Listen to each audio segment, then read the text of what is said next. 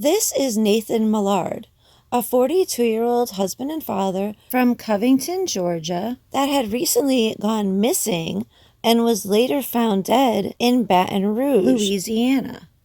He had visited Baton Rouge on February 22nd to meet with a potential client for his construction company. The two men had gone to a Louisiana State University basketball game and had followed that up at Happy's Irish Pub. It was presumed that after leaving the pub around 10:30 that night to head back to his hotel, which was very much nearby. However, the next morning, he did not show up to meet with his client as he was supposed to, so around 9 a.m., this potential client had actually called in a welfare check, which led to an investigation that eventually led to Nathan Millard's dead body. It was later discovered that Nathan had not just left the bar, but had actually been thrown out of Happy's Irish Pub for being too intoxicated that night. His wallet and phone were located on the street several blocks away from the hotel he was staying at and the bar. And he had also been seen at a Greyhound bus station around an hour after leaving the bar, where he had actually spoken to a security guard there. She had said that he seemed out of place and could not find his hotel. So it seems that he was intoxicated and walking around in the city trying to find his hotel. And she had mentioned that he could get an Uber, but he had said that he had lost his phone. She did offer to call for an Uber, but he declined and left of his own accord. So the phone and wallet being found on the street, which would originally seem like a fight or something may have ensued to cause him to drop it, may have been that he actually just somehow managed to drop them himself. But since the beginning, there has been mention of someone being seen on surveillance using Nathan's ATM card. So that is still a big question here. And someone of interest has been arrested. Derrick Perkins was just arrested on Monday, March 13th, 2023. As many of you who've been watching this case know, investigators have been able to piece together Millard's movements through surveillance footage throughout the city, and he was last seen alive on camera around 4:30 a.m. on February 23rd. However, the first time that he is caught on surveillance, he is seen walking from the bar in the direction of the hotel he's staying at, alone, at 10:30 at night, approximately.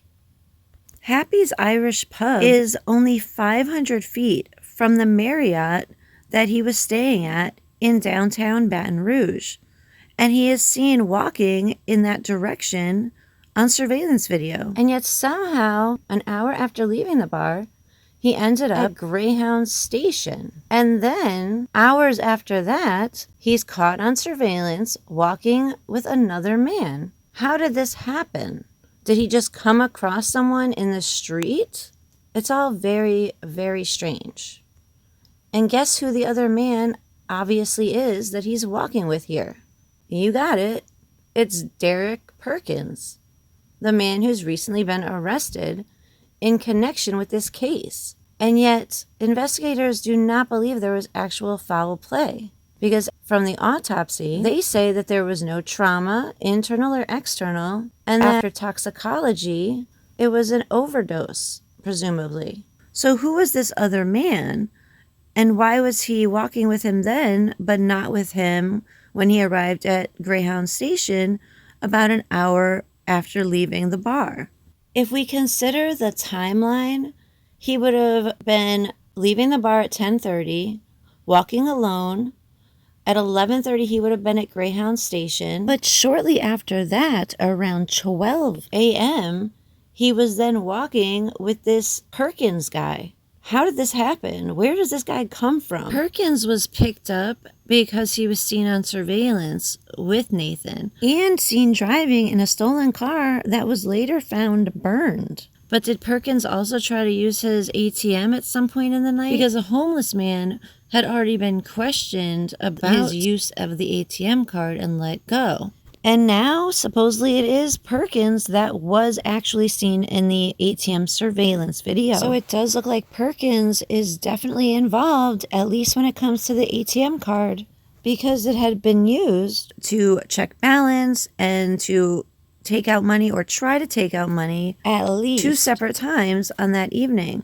I believe that one attempt at the ATM was done around 2 or 2:30 a.m. that morning, and the other wasn't until maybe 5 or 5:30, which was after he'd been seen walking with Derrick Perkins. And you can't tell very well here, but in this video you can see Perkins stumbling and falling several times, while Nathan Millard seems perfectly fine as he walks by.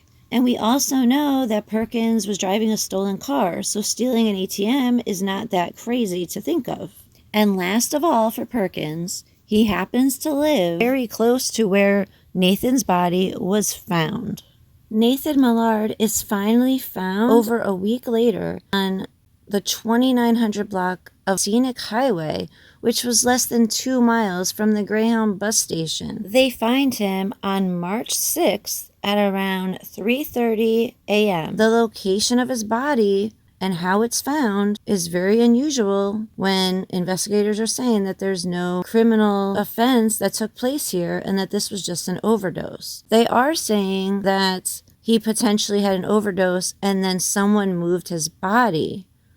But he was found wrapped up in a carpet and plastic in the back of a funeral home, a decrepit funeral home. And the way that he was found was that luckily someone that was driving by the funeral home area happened to smell something awful and get out of the car and actually go looking in the middle of the night with a flashlight.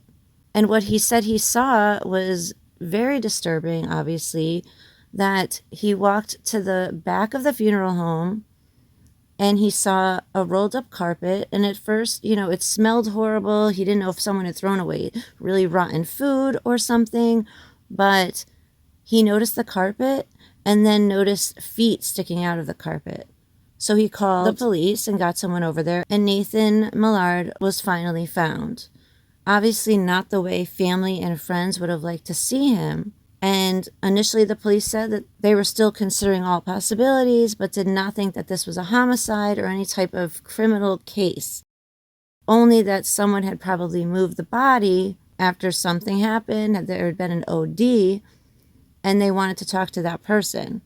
And now, obviously, someone has been arrested as of Monday, the 13th of March. So this man, I imagine, is the person that was walking with him, tried to use his ATM, and potentially the person that hid his body.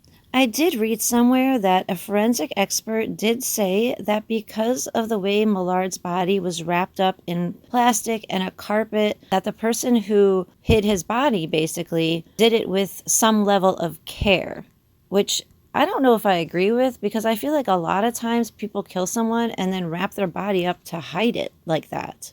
So I don't know. What do you guys think about that? I'm not sure, but I'm not an expert. Nathan Millard was a 42-year-old man that had a wife and 5 children that he's now left behind. His oldest son, Landon Millard, had made a statement, and this is what he said, and this is what I'll leave you with. When I first heard the news, I was pretty much in shock. It was very hard to comprehend because it just didn't seem like him. He wouldn't go. He wouldn't disappear like that. So I knew immediately when I heard it and that he was missing, I knew that it was most likely bad. It's just not like him at all. He's not that guy. I mean, even if he would go have fun for a night, maybe, he's still going to come home. He's still going to come home to his family. He's got obligations. He's a good man. That's just heartbreaking. And just think for a moment that his entire family has now lost their father, their husband, their friend, and what has happened is still very unclear, at least to me. Let me know what you guys think. Thanks a lot, guys. Have a good one.